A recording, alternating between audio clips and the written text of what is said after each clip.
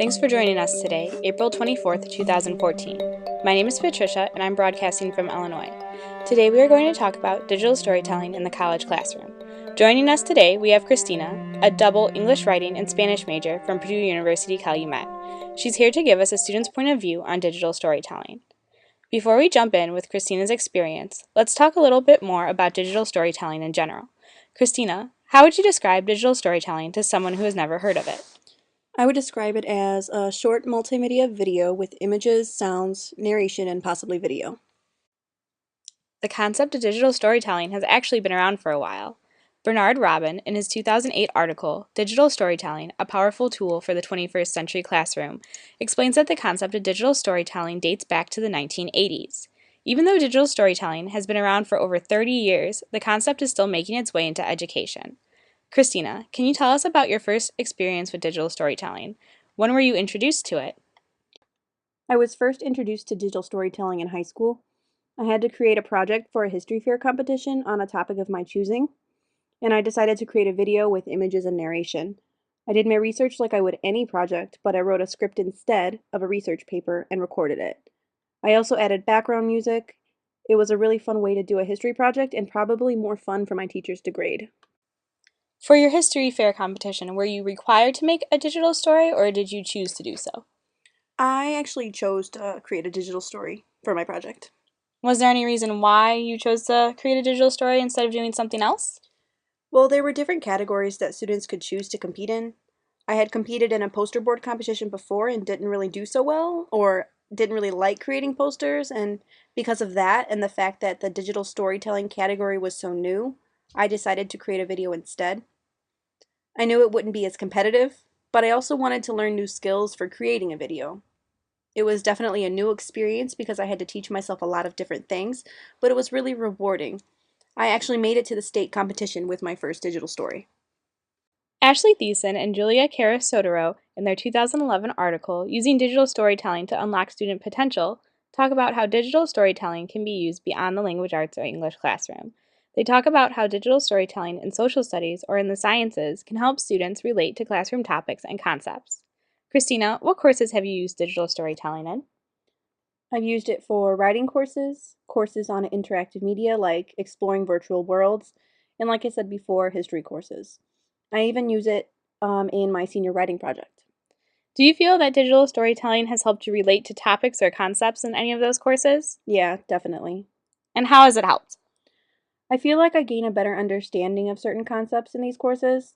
When I create a digital story, I not only write a script, but I look for images that relate to the concept as well. Having at least two different types of media helps me gain deeper insight because I'm researching written and visual sources which offer different levels of information. Also, creating digital stories is much more fun than typical assignments. I have to do a lot more research to find those images, videos, and even music, but I don't realize it because I enjoy it so much. Christina, from a student's point of view, can you think of any courses that you would have liked to have digital storytelling incorporated into? I would have liked to use it in my Spanish courses. I think it would have been more beneficial for students to not only write a script to practice composition, but narrating the script would have helped with pronunciation. I also took a forensic science course and had to write papers on certain serial killers, so it would have been really interesting to transform that into a digital story. Also, courses I didn't enjoy so much, like Medieval Sanctity and Heresy, because it involved reading such dry sources, would have been a lot more fun if I could have created digital stories instead of just writing papers. So, do you feel that creating digital stories is more enjoyable than writing a research paper? I think it can be.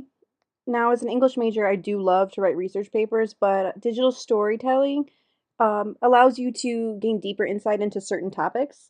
And if you're not already interested in a topic, it can probably make it more fun because video editing allows you to be more creative. Do you have any favorite digital storytelling tools that you like to use?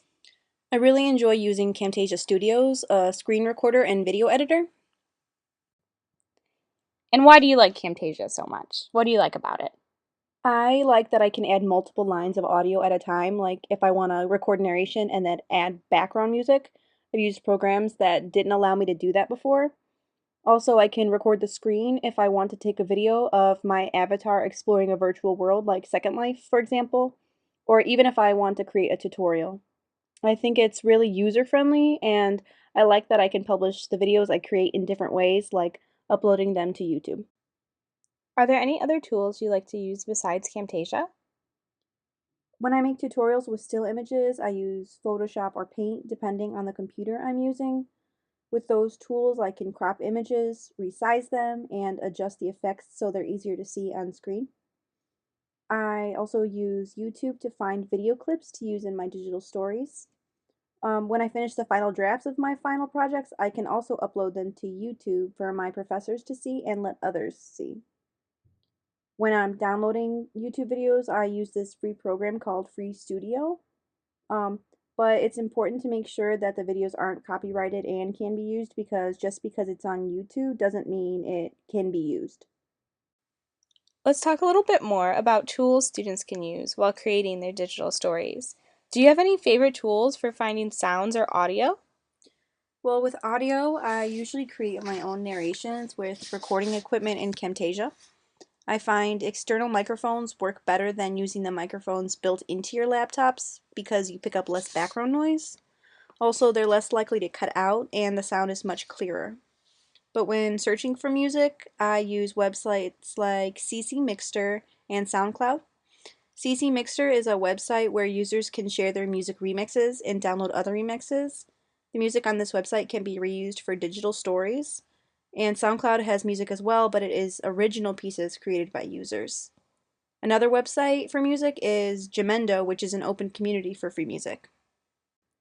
What about images? What are your favorite resources for finding images to use in your digital stories? Well, for images, I search Flickr, a social media website that has images uploaded by users. OpenClipArt.org is another website, and it's an archive of clip art that students can use for free. I also use Google Images, but students should be careful to make sure that the images they find aren't under copyright laws and can be reused. They can make sure by adjusting their Google search limitations. If you click on search tools, after you've done your search, then you can click on usage rights and adjust your search so it only shows images that can be reused.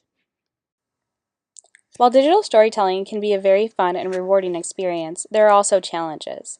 Instructor Kathy Brenner writes about her experience with digital storytelling in her 2014 article, Digital Stories, a 21st Century Communication Tool for the English Language Classroom. Brenner mentions that the two biggest challenges her students faced were with time management and copyright issues. Christina, do you have any advice about either of these issues? For copyright issues, Creative Commons is a public domain for finding sources that students are allowed to use without violating any of those laws. The media on there is available for reuse. Also, verbally citing any sources in your script can give credit to the authors that students have found information from. Also, if you upload videos to YouTube with media that is under copyright law, they can flag it and make it so other users can't see it. This can be a good thing by letting you know that the media shouldn't be used if revisions are made, but it can also be a bad thing if you don't check back and can even hurt your account status.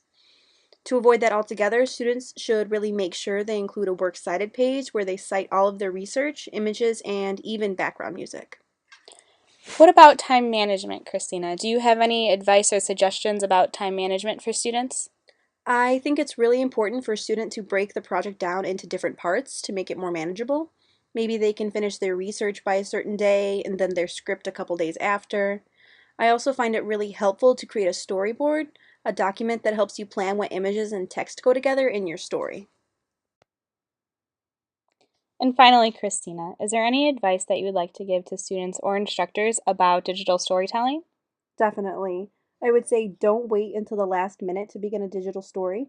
I have created countless videos, and a couple times I thought I could create my projects at the last minute with no problems. But each time it took a lot more time than I thought it would. Even if you are prepared to begin video editing, you can run into technical issues like if your microphone doesn't record as well as you would like, or the program shuts down on you. Giving yourself plenty of time can help you to overcome any issues you may encounter. Also, it's really important to save your work frequently. And finally, students may want to use popular music in their videos, but it can be better to find other music that won't infringe on copyright laws. I have had to change my music a couple times, so it's better to just pick something else from the get-go.